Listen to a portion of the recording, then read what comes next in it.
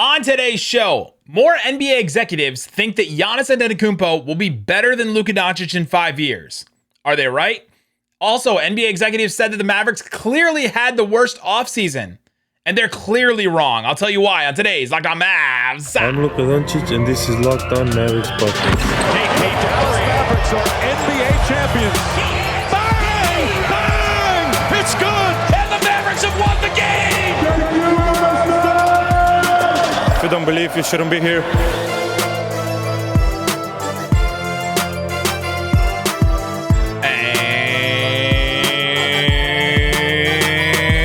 And welcome. You're locked on to the Dallas Mavericks. My name is Nick Angstadt, media member and NBA channel manager for the Locked On Podcast Network. Thanks for making Locked On Mavs your first listen every day. We are free and available on all platforms, including YouTube, where the best way you can help us grow the show is to comment anything below. Let us know. Did the Mavericks have the worst offseason in the NBA? NBA executives seem to think so. And also, who do you think will be the best NBA player in 5 years? Couple NBA executives thought that Luka Doncic will be, but more of them thought that Giannis will be the best player. We'll talk all about that. Isaac is out today. He'll be back tomorrow. We are getting into the NBA survey, executive survey that Tim Bontemps does every single year on ESPN. He goes and he surveys, I don't know, a dozen or so. This time I think it was 15 NBA coaches, scouts, and executives all across the NBA. And he doesn't really necessarily tell you which ones are like Eastern Conference, Western Conference, unless they give a quote, basically. And then you can kind of suss out who voted for what sometimes. But in this, the Mavericks were represented in a couple of different ways. And we're going to talk about it. We're talking about how best player in 5 years, Luka and Giannis were the top two vote getters by a lot. And that Giannis outdid Luka for that. Will Giannis be the best player in the NBA in 5 years, or will it be Luka? Or is it a wild card that we're not thinking about? We'll talk about that. We'll also talk about the Mavericks clearly had the worst offseason in the NBA, according to these executives. It's really interesting to me, and I think they're dead wrong. I think they're definitely wrong. There's such an obvious answer, and sometimes you don't want to answer the obvious because it is. So we'll get into that. But yeah, this is 15 NBA coaches, scouts, and executives. So it could be any of them. So sometimes we look at this survey and we put too much stock into it. You say, okay, well, who will be the best NBA player in 5 years? Giannis, 7 votes. Luka, 6 votes. That's one person. And that could be a coach. It could be a scout. It could have been Monty Williams, who just got beat by Luka in Game 7 very badly and was like, you know what? I'm not going to vote for him. I'm going to vote for somebody else out of spite. I don't think Monty Williams would do that, specifically him. But it could be that in another scenario, right? It could be, Steve Nash, who's like, oh, we just got beat by Giannis, and so now I'm going to vote Luka. Like, who knows? It's very small sample size. 15 people. So when we're talking about a survey like this, you really have to talk about what the numbers mean and all that. And what it means. This isn't going to definitively say anything either way. It just says where the NBA is kind of leaning on some of these things. And so you look at some of them that matter. You just talk about a couple of them. Best player in the NBA right now, Giannis got 11 votes. That one I think was the most overwhelming one. Giannis, the best player in the NBA by 11 votes. Curry got 3 votes. LeBron James got 1 vote.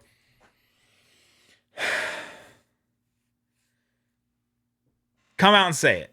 Come out and say it. Who's coming out and saying LeBron James is the best player in the NBA right now? I think there are clearly 5 players in the NBA that are better than LeBron James right now. Giannis, Jokic, Luka. I'd throw Curry in there. I would put Durant in there too. Like, I just don't think that, like, who are you? So this is why you look at this survey and say, okay, well, what does it mean? Luka wasn't voted the best player in the NBA. Luka wasn't voted the best player in 5 years. The Mavericks had the worst offseason. All right, well, look at who's voting for this. Because somebody said that LeBron is the best player in the NBA still. A couple other ones. Who will be MVP this season? Giannis got 5 votes. Luka and Joel Embiid both got 4 votes each.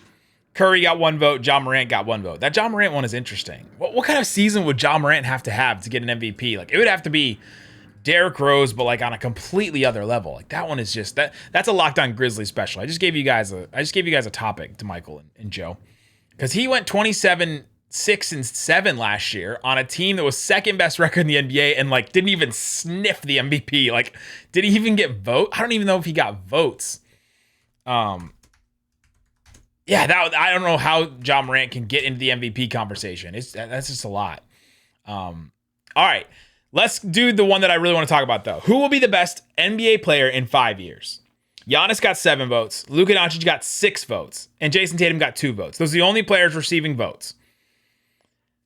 NBA executives, scouts, coaches, whoever was all anonymous, whoever was polled in this, think that Giannis is going to be better than Luka. Or at least one more person does. Or at least, I guess 9. 9 think that somebody else will be better than Luka. Either Giannis or Tatum. So who will be the best player in 5 years? Start looking at the two of them. Luka is 23 right now. In 5 years, he'll be 27. As of right now, he already has 3 All-NBAs, 3 All-Stars, 3 times headed to the playoffs. He went to the Western Conference Finals. 5 years from now, like, we could talk about it. That's a great what if for What If Wednesday, possibly. Giannis is 28 right now, or he'll be 28 in December. And in 5 years, he'll be 32, 33, depending on at what point in the future you end up.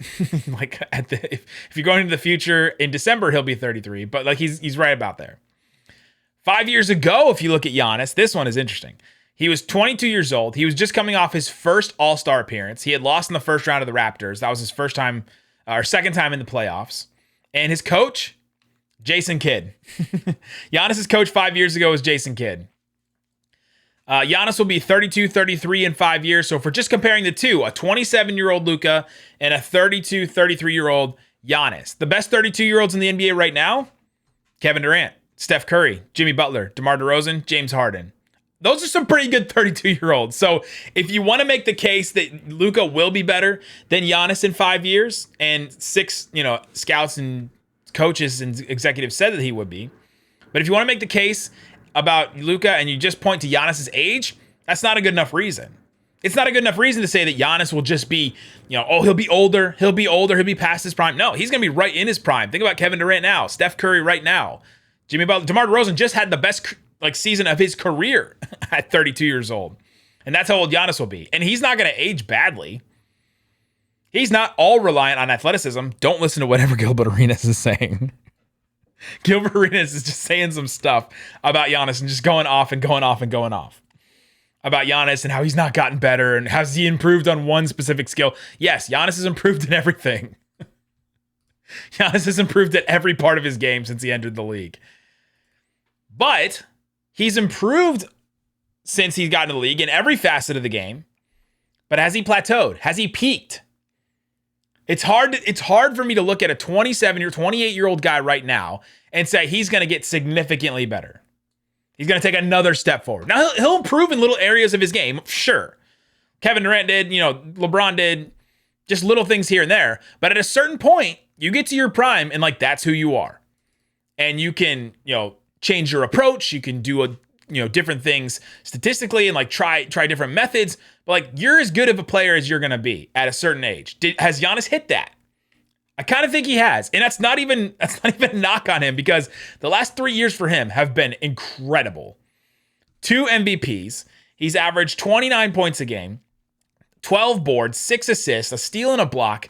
He's shooting 63% from 2-point range, which is just insane.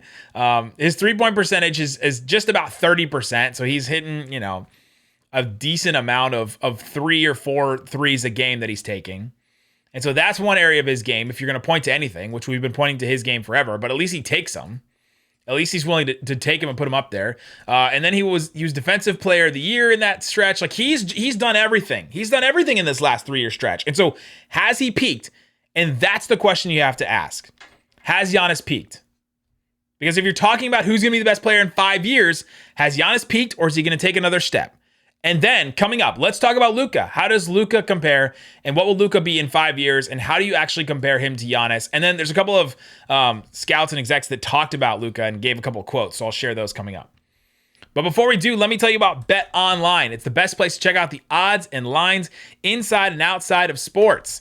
They had some incredible numbers all the time. They have, of course, NFL numbers. You're going to have Eurobasket numbers. They have them split into groups. They also have overall. They have all kinds of different things that you can check out on BetOnline.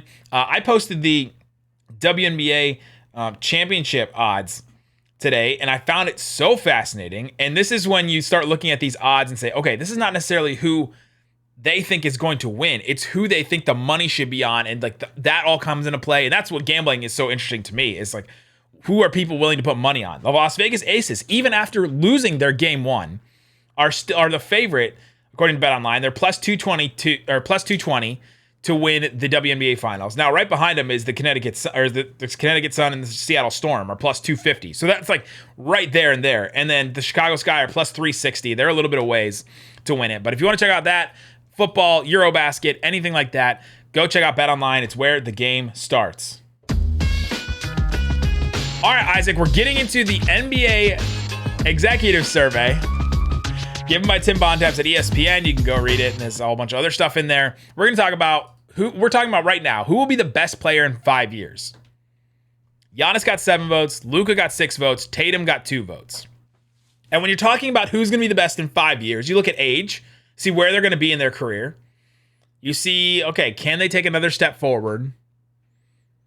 And I think Giannis has kind of peaked. 3 years, Giannis has kind of been the same guy. And that's an incredible player, the best player in the NBA, I think, because he brings it defensively and offensively. And so the question becomes, if you're looking at these two players, Luka and Giannis, the two top vote getters, and who will be the best player in 5 years, can Giannis maintain his dominance for that long, or can Luka get better? Because right now, they're close. Like, anybody talks about a top 5, Luka and Giannis are both in it. And it's close. No one's saying that, I mean, like Luka is like right up there with Giannis right now. Right now. The way that he can create an offense and become an offensive engine unto himself. I don't think Giannis is that. Giannis can do a lot of things and do a lot of things well, but I don't think he can be an offensive engine. Like, literally, there is nothing. There is no court. There is no teammates. And then Luka steps in with 5 dudes and becomes an offense. You see it with the Mavericks. You've seen it with all the Mavericks teammates he's had. You've seen it with Slovenia. We'll see it in Eurobasket. On Thursday, we'll break down that game in Eurobasket and all that. And so the question becomes, can Giannis just maintain his dominance, or can Luka get better? If Luka can get better, it's significantly better, like take another leap forward. And that's a stretch too, because Luka is already, if you're going to do the look over the last 3 years rule, Luka is already one of the best. I mean, 3 all NBAs, 3 first team all NBAs. He has just been incredible. The way that he drug that team to the Western Conference Finals this past year, what he's done for guys' careers, like he's gotten guys paid already. He got Dorian paid. He got Jalen Brunson paid. Like, let's be real. Brunson played really well in those 2 games without Luka in the playoffs, but let's not kid ourselves and say that Brunson would have that much success without Luka. We're going to find out. We're going to find out with the Knicks, I guess, but Brunson definitely benefited from Luka, and Luka made Brunson better. It's just true. Brunson balled out in the 2 games that Luka didn't play in the playoffs, but when Luka came back, Brunson benefited from Luka being back, for sure, and on the court. And for the whole season, and for his whole career, he's benefited from Luka. And everyone has. That's what he does. And so you're looking 5 years in the future. Okay, who's going to be better? It's an interesting question. I cannot sit here with all this stuff on my walls and all the podcasts and all the words I've said about Luka and not think that this guy can defy the odds, defy everything that we think, and get better.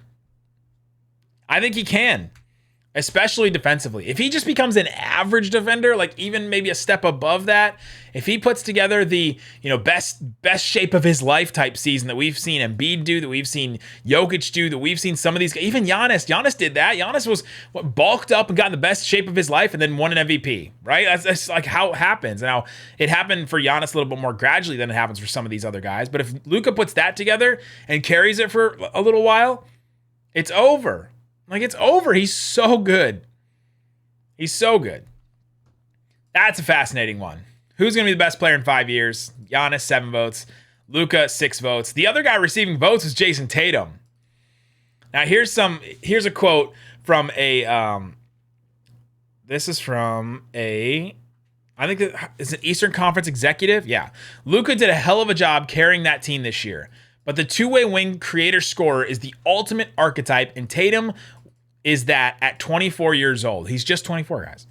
And just got that team to the finals. I just like his ability to give you something defensively that Luka likely will never be able to. All right, Eastern Conference executive, whoever you are. How about that Tatum was terrible in the finals, and that Tatum was not necessarily their best player, even in the Eastern Conference Finals at times, that Jaylen Brown was. So talk about him dragging a team to, carrying that team to the finals this year. Luka drug his team with way less talent than the Celtics have, and I thought that was way more impressive in the Western Conference compared to the Eastern Conference that Tatum did. So yeah, take your defense and what Jayson Tatum is. You also have to just show up in big games. So miss me with the Jayson Tatum is better than Luka and will be better than Luka in 5 years. Like, he'd have to take a big leap. He'd have to take a big leap as a playmaker, which he's taken a step forward as a playmaker. But I don't know. He's also older than Luka already, so he'll be 28 by the time it's 5 years. Luka will be 27. Another Eastern Conference scout said, it's hard to bet against Luka. There's some worries about whether he'll be able to keep up his conditioning, but I'm not betting on anybody over him in 5 years. That's where I am. Why would I bet on anybody else? Look at what I've seen Luka do from the moment he stepped into the NBA.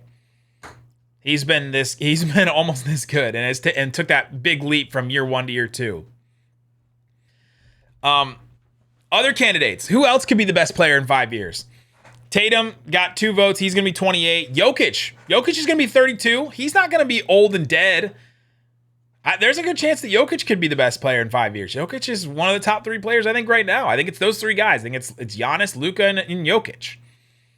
And Jokic could put together a season. He is older than Luka, though, so he's 5 years old. No, stop. No, Jokic will be 32, so I'll leave it at that. Embiid will be 33 in 5 years. The injuries, I feel like that's what's holding Embiid back, is they'll catch up to him. And I just don't see, he just hasn't been the playoff winner that Luka has been so far. That's just me. That's just Embiid stands, whatever you want to do. Curry will be 38, and you got to think that at that point he'll be on the downturn. Durant will be 40. LeBron will be 43 in December of 5 years from now. And then no one else is better than Luka now, or even as a case. Like, no one else is even close. Trae Young will be 28. John Morant be 27. Zion be 26. I looked at a couple of lists of like who's the top 25, under 25, and those were the guys.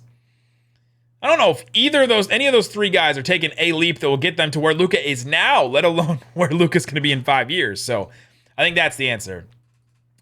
Who will be MVP this season? Giannis got 5 votes. Luka got 4 votes. Embiid got 4 votes. Curry got a vote. John Morant got a vote.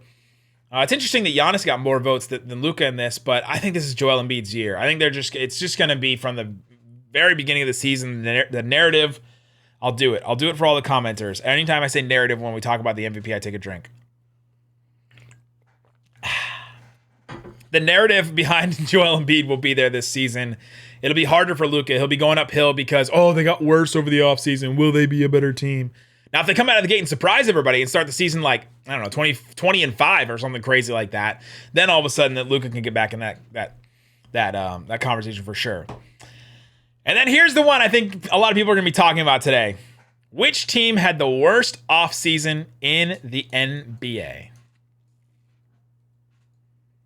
The Dallas Mavericks got the most votes. 6 votes for the Mavericks. 3 votes to the Hornets, 2 votes to the Nets, 1 vote for the Nuggets, 1 vote for the Lakers, 1 vote for the Timberwolves, and 1 vote for the Portland Trailblazers. The Mavericks didn't have the worst offseason. They had a not good offseason. They probably had a neutral offseason in that they lost Jalen Brunson for nothing. And a West executive, this was his quote, they lost Jalen Brunson for nothing. Quote, then they turned and gave JaVale McGee a lot of money and traded for Christian Wood. All right, they gave JaVale McGee like $6 million. We talked about this. I was questionable and skeptical about the contract when they gave it to JaVale McGee. I'm still kind of questionable about the years that they gave him. 3 years to a guy that's 34. That one doesn't make any sense to me, but they got him for 1 year. It's an upgrade over what you had. How about that? Who cares how much money they gave him? It's an upgrade over what you had. It's an upgrade over Dwight Powell. They went to the Western Conference Finals starting Dwight Powell. So I don't know. This is giving upset Western Conference executive vibes. They wish that they could have Luka and think they could do a better job building a team around him. That's what that's giving me. Coming up, let's get into that. Did the Dallas Mavericks have the worst offseason? And who should have? Who should have gotten more votes for worst offseason? We'll talk about that coming up. All right, Isaac, we're going through the ESPN executive, coaches, scouts survey. 15 coaches, scouts, and executives. That's 15 total, by the way, not 15 of each. So you have to take that in consideration too. One person's opinion changes this whole thing almost and puts one team or one player ahead of the other. Worst offseason. Mavericks got 6 votes. Hornets got 3 votes. Nets got 2 votes. Nuggets 1. Lakers 1. Timberwolves 1. Blazers 1. The Mavericks had the most obvious loss in Jalen Brunson because it was so widely reported and so frequently reported. How many times if you had Chris Haynes and Woj and Shams on Twitter notifications where if they tweeted anytime, you got a notification on your phone. If you have those on, and Stein, put our friend Mark Stein in there. And if you had those guys on notifications, you got I swear, 30 notifications, probably 50 notifications about Jalen Brunson's signing with the Knicks making moves to make space for Jalen Brunson, the Knicks signing Jalen Brunson meeting with, he's going to meet with the Mavericks and the Heat and the Knicks now, the tampering stuff about Jalen Brunson. It was talked about so much. It was the most, before the Kevin Durant thing, it was the most talked about story of the offseason.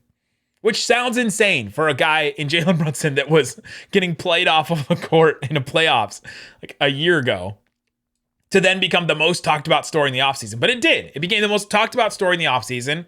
And then he left and the Mavs did lose him for nothing. And that was a bad loss. We've gone over that a bunch of times. It was a bad loss for the Mavericks.